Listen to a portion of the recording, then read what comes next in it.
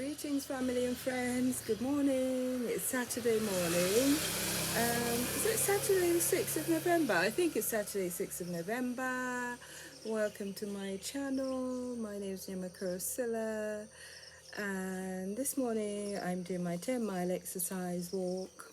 I'm in Kono, which is the eastern province of Sierra Leone in West Africa, and it's a really tranquil sort of beautiful town with wide roads and plenty greenery about, which is surprising because it's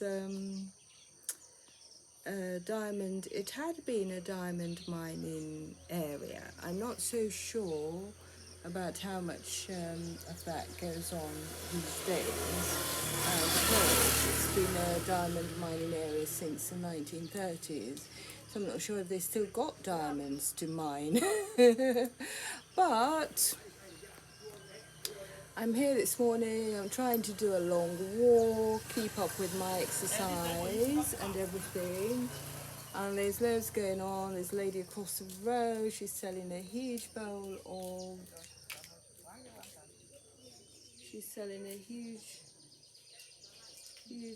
of cassava leaves, which is nice, and that can be cooked into a tasty soup. So I'm just sitting here trying to get 10 minutes, something like that, to vlog. I forgot for a minute what I was doing, but yeah, I'm trying to vlog. And it's dead quiet. Actually, it's early in the morning and you can hear voices from all over the place. People having conversations in various compounds and along the road and so on and so forth. So, I mean, it's quiet here, but we heard very sad news up in Freetown on the motorway that a huge tanker collided with another vehicle somewhere in an area called Wellington, not Waterloo, Wellington.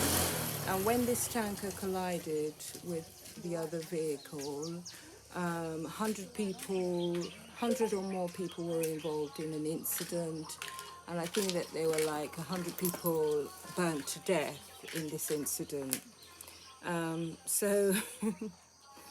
So that's what happened, but we've not heard any further news on that one.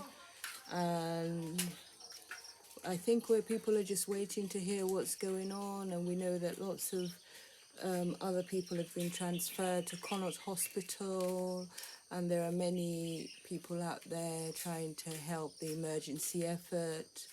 Obviously, it's very serious for a country like Sierra Leone. A major disaster like that is very serious, because managing it is a bit problematic, you know, managing it in terms of the resources, getting the right people out, doing what you can to support the process.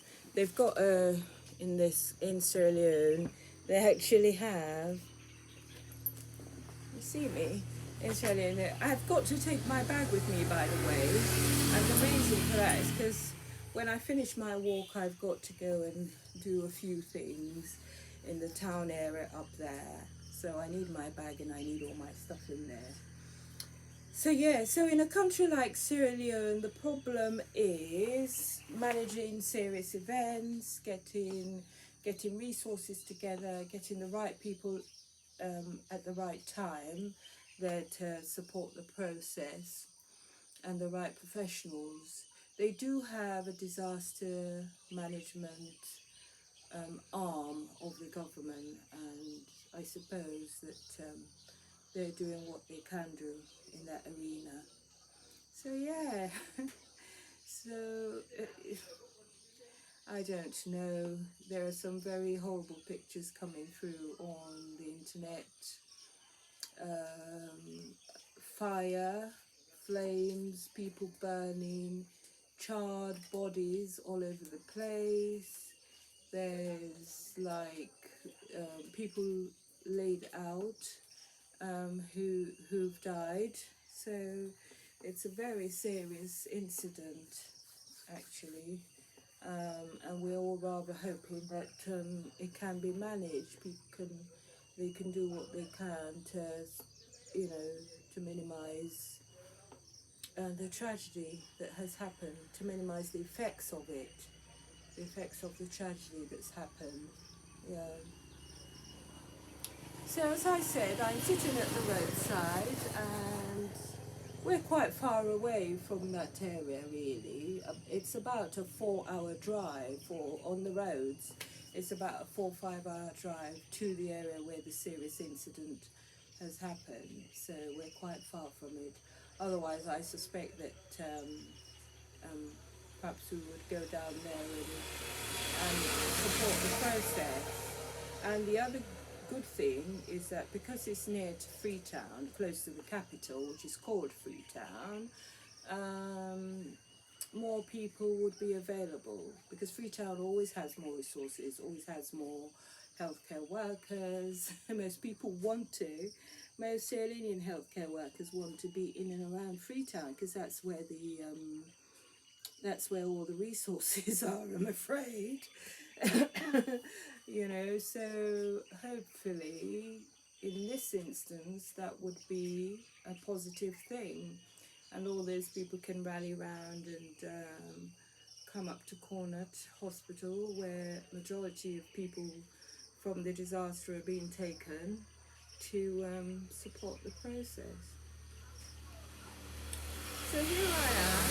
Yeah, I'm trying to get I hope I can get a bit more than 10,000 in, actually, because I feel as though I could, from an ability point of view.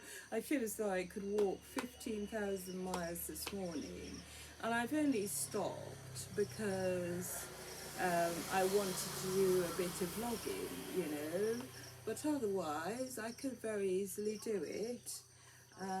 Yeah. To be fair, I'm fed up with people telling me how fat I am, because like Instagram people are like really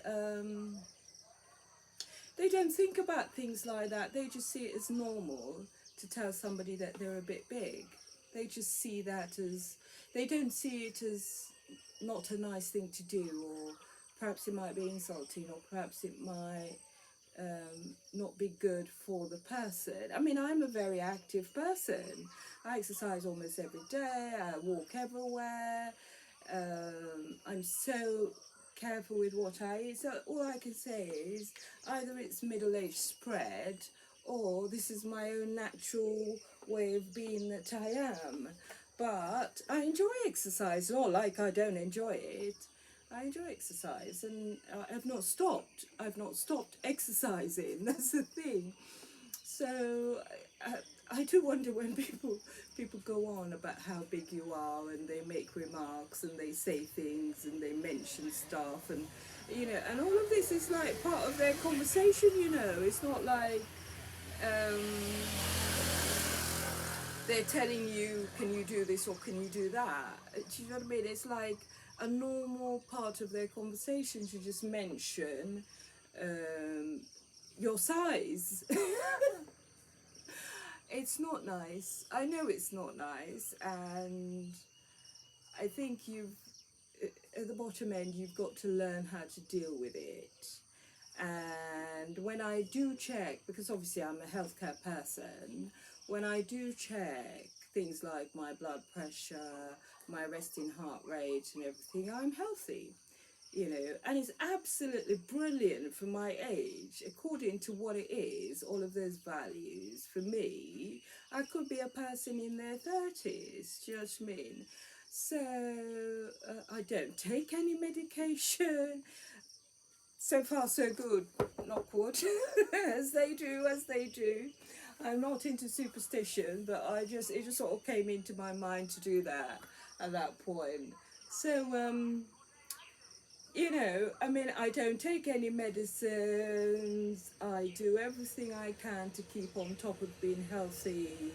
I know what to watch out for in terms of looking out for signs on yourself. You know, I do a breast self-examination. I make sure I have all my tests, my preventative stuff. I make sure I have all of them, smears and all that sort of thing. I make sure I do all of those things. So, and it all comes out okay. And if I do a blood test, um, my values are usually within a certain range, and I know what it is that it you know, what a healthy person should be. I mean, I know a blood test is only as good as the day that it's done. um, so that could change over time. So I know what it is. But so in some ways, in my mind, if a person says that you're big, it implies being unhealthy, you know, not so much the looks of being unattractive if you're big, but if a person, if I'm told that I'm big, it implies to me that I'm unhealthy because that's my mindset. That's how I think. And I just think, well, I'm not actually unhealthy when I sort of decipher it all in my mind. I'm not, because if I were, it would be showing in the stuff that I do or in my lifestyle and so on. That said, I would like to have less arms and I would like to have less thighs, but you know, I'm good. I'm healthy, I'm happy, I'm doing what I want, and I'm, you know, focused on positivity and good things, wanting good things for myself, my family, my community, people around me. I don't care who likes me or who doesn't. That's not my problem.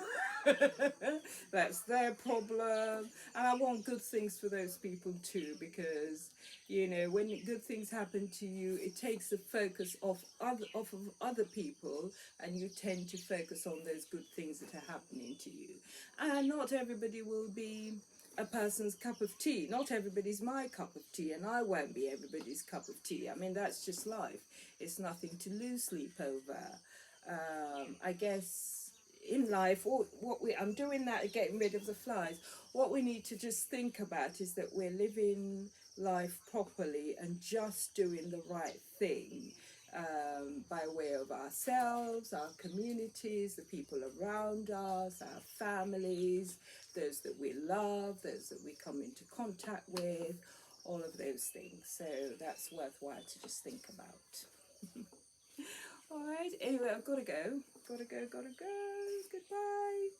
Thank you for listening. If you have listened, do please. I'm sitting in a little shack, just a little shack by the wayside, just to do this vlog. Do please subscribe. I'd like you to subscribe, please, to my channel. I want my channel to grow. Yeah, thank you. And speak soon. Lots of love. Have a wonderful weekend. And I might do another video tomorrow, because I'm definitely going to do another walk tomorrow. Cheers!